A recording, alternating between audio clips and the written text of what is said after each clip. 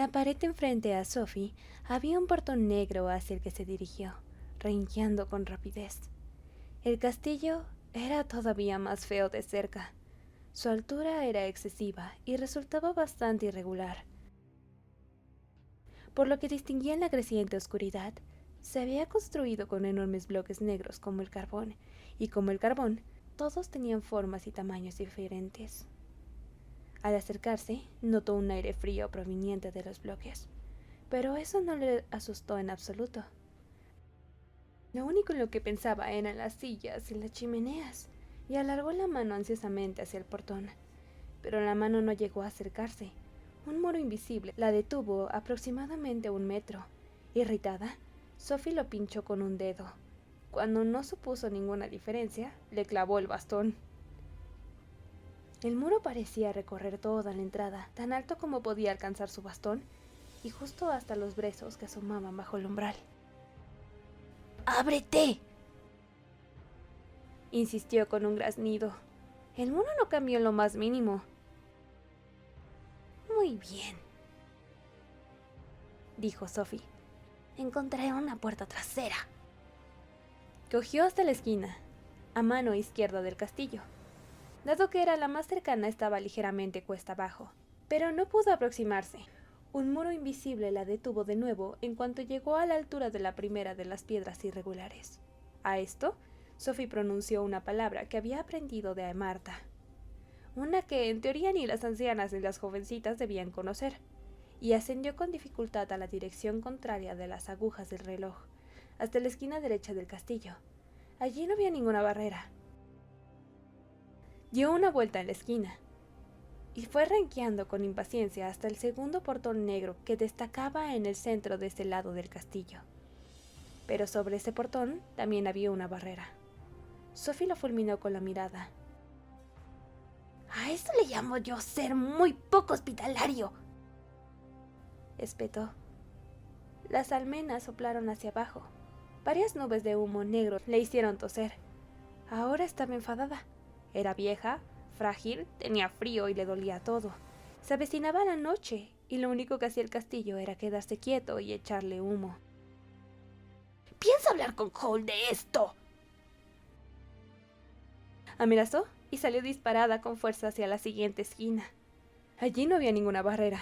Evidentemente se debía rodear el castillo en dirección contraria a las agujas del reloj.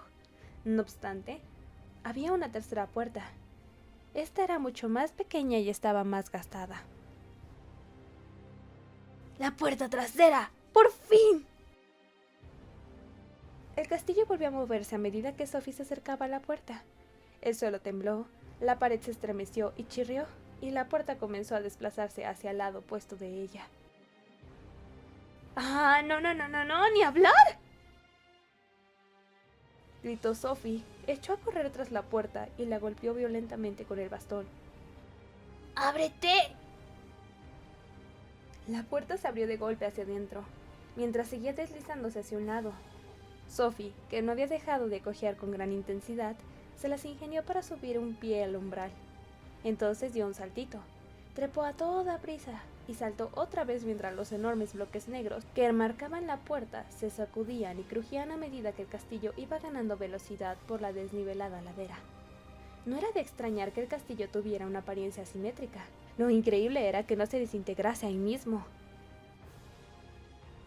«¡Qué manera tan estúpida de tratar a un edificio!», díjose en resuello, a la vez que se lanzaba hacia el piso.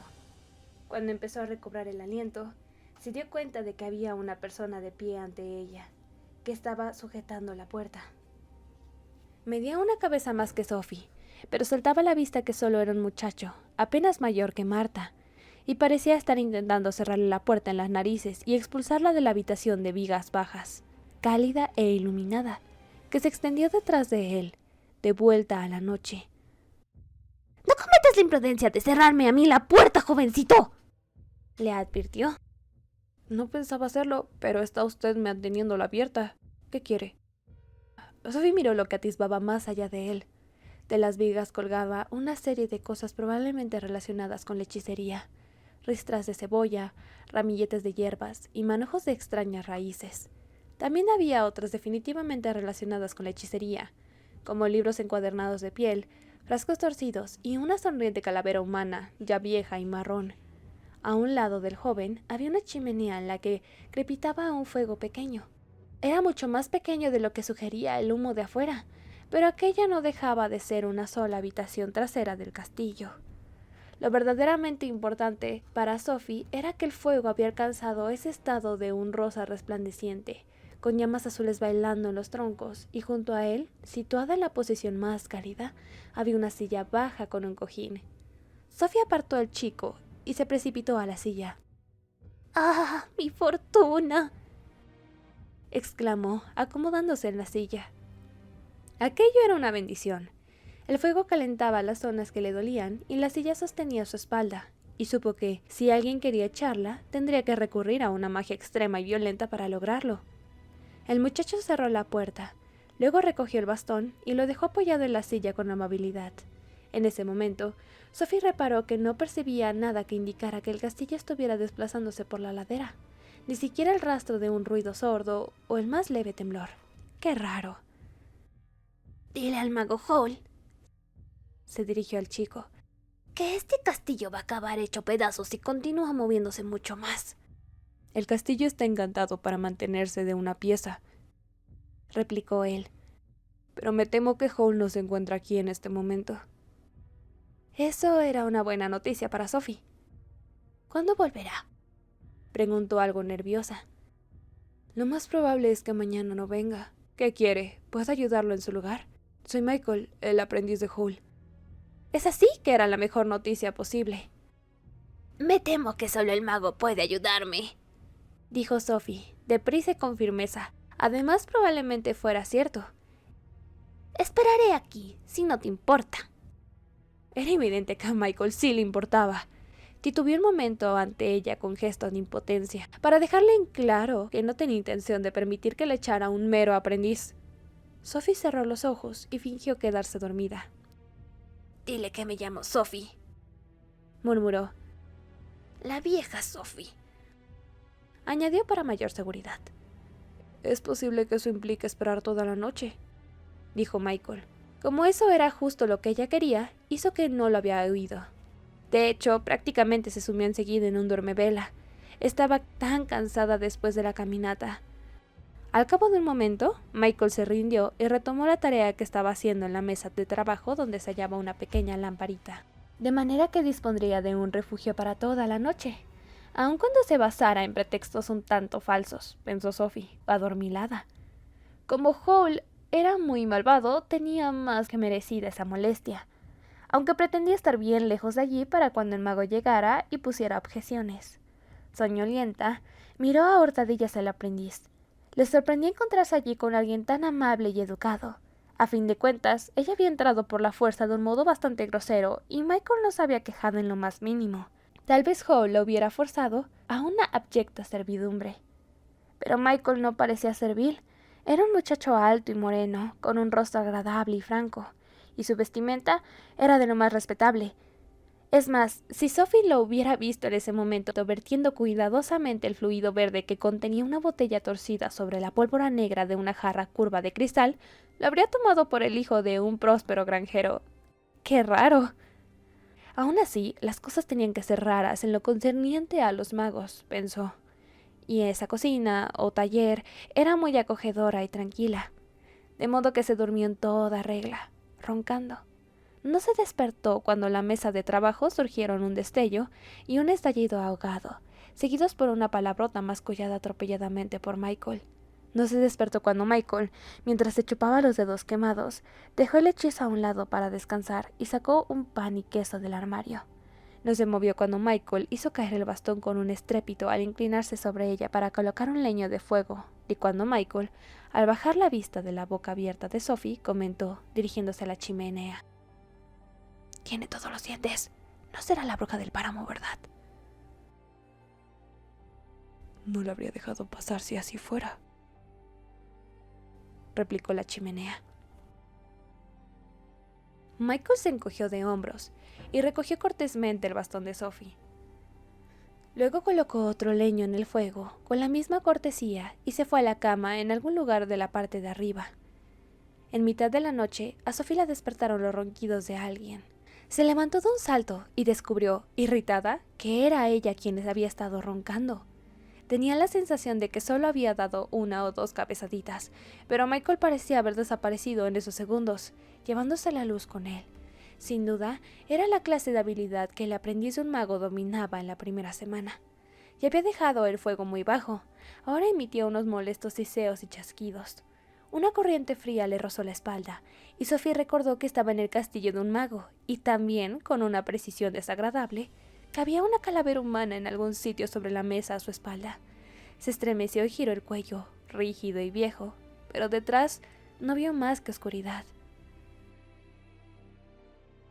«Iluminemos un poco esto, ¿está bien?», dijo con una vocecilla quebrada, apenas más audible que el crepitar del fuego. Sophie se sorprendió. Esperaba que hiciera eco por las bóvedas del castillo. A su lado había una cesta de leña. Alargó un brazo lleno de crujidos y lanzó un leño al fuego, que roció la chimenea con una lluvia de chispas verdes y azules. Lanzó un segundo leño y volvió a sentarse, no sin antes echar un vistazo nervioso a su espalda, donde la luz de un púrpura azulado proveniente del fuego danzaba sobre la pulida superficie marrón de la calavera. La habitación era bastante pequeña. No había nadie allí aparte de Sophie y la calavera. «Al menos ella tiene ambos pies en la tumba y yo solo uno», se consoló y luego se giró hacia el fuego, que se había revivado con llamas azules y verdes. «Debe haber sal en esta madera», murmuró. Se acomodó más, colocando sus huesudos pies sobre el guardafuego y la cabeza en una esquina de la silla, donde podía clavar la vista en las coloridas llamas, y empezó a sopesar qué debería hacer por la mañana, pero le distrajo un poco el rostro que se imaginaba en las llamas azules. «Un rostro azul y fino», murmuró, «muy alargado y fino, con una nariz azul y fina. Esas llamas verdes ondeantes de arriba son, desde luego, tu pelo. ¿Y si no me fuera antes de que Holt volviese? Los magos pueden deshacer hechizos, supongo. Y esas llamas moradas por la parte inferior forman la boca. Tienes dientes feroces, amigo mío. Los 2 mechones verdes llameantes de ahí son tus cejas». Curiosamente, las 2 únicas llamas naranjas que había en el fuego estaban debajo de las cejas verdes llameantes, y justo como si fueran ojos, y en el centro de cada una, destacaba un brillo morado que Sophie casi se imaginaba mirándola, como la pupila de un ojo.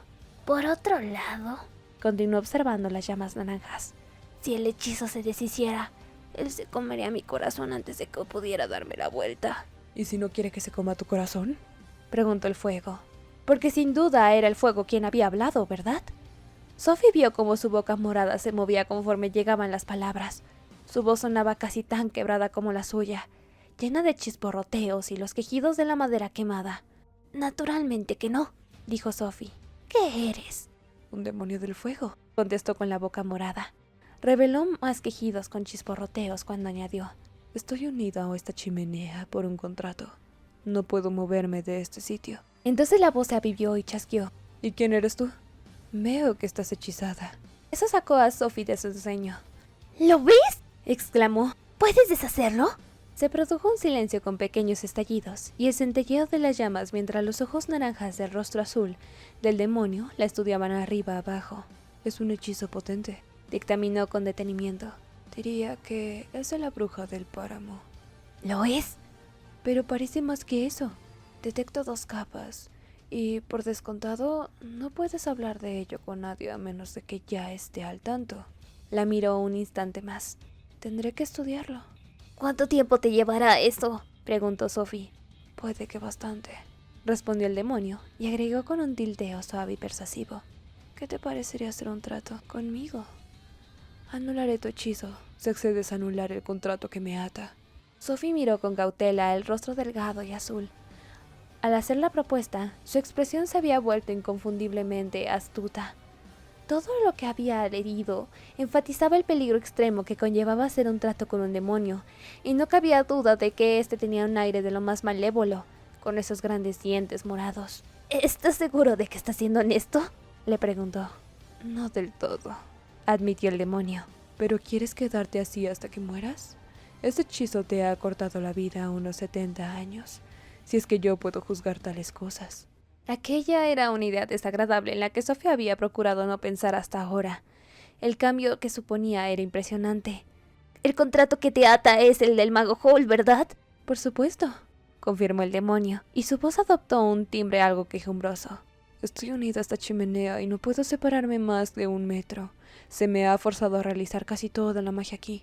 Tengo que ocuparme del mantenimiento del castillo, hacer que continúe deambulando y provocar todos los efectos especiales que atemorizan a la gente, así como cualquier otra cosa que Howl desee. Howl es bastante despiadado, ¿sabes? A Sophie no le hacía falta que le dijera lo despiadado que era el mago. Por otro lado, el demonio era, con toda probabilidad, igual de malvado. ¿Tú no tienes nada a cambio?, le preguntó. No hubiera aceptado de no ser así, dijo el demonio, titilando con tristeza. Pero tampoco lo habría hecho si hubiera sabido cómo sería. Se está aprovechando de mí. A pesar de su cautela, Sophie sintió un arranque de compasión por el demonio. Se vio a sí misma haciendo sombreros para Fanny, mientras Fanny se iba a pasear a sus anchas. De acuerdo, asintió. ¿Cuáles son los términos del contrato? ¿Cómo lo anulo? El rostro azul del demonio se dibujó una sonrisa morada y ansiosa. ¿Aceptas el trato?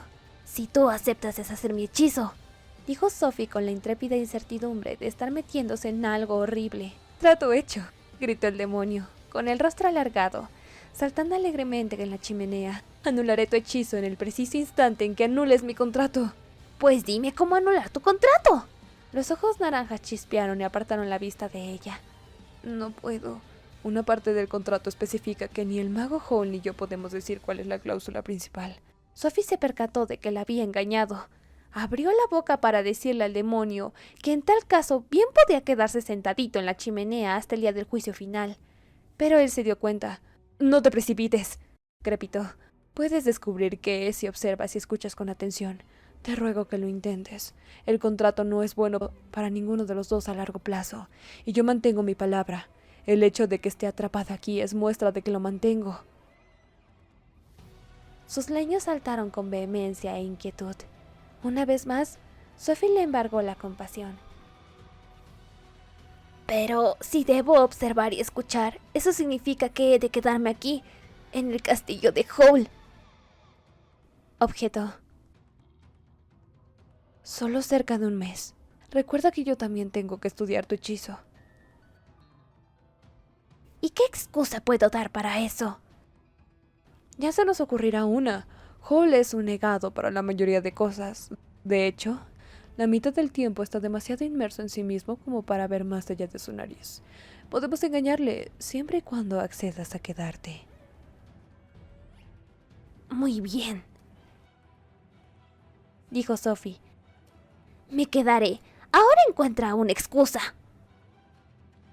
Se recolocó cómodamente en una silla mientras el demonio pensaba, y en voz alta, en un pequeño murmullo titileante y lleno de chasquidos que a Sophie le recordó bastante a la forma en la que había hablado con su bastón de camino allí, y llameaba con tanta alegría y ardor que se adormiló.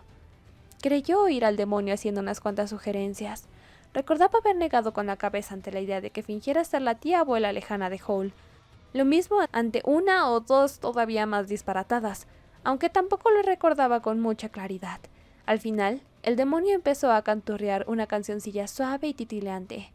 No estaba en ningún idioma que Sophie conociera, o eso pensaba hasta que captó la palabra cazuela repetidas ocasiones, e inducía somnolencia.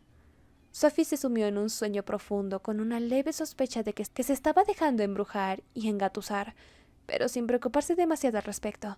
Pronto se liberaría de su hechizo.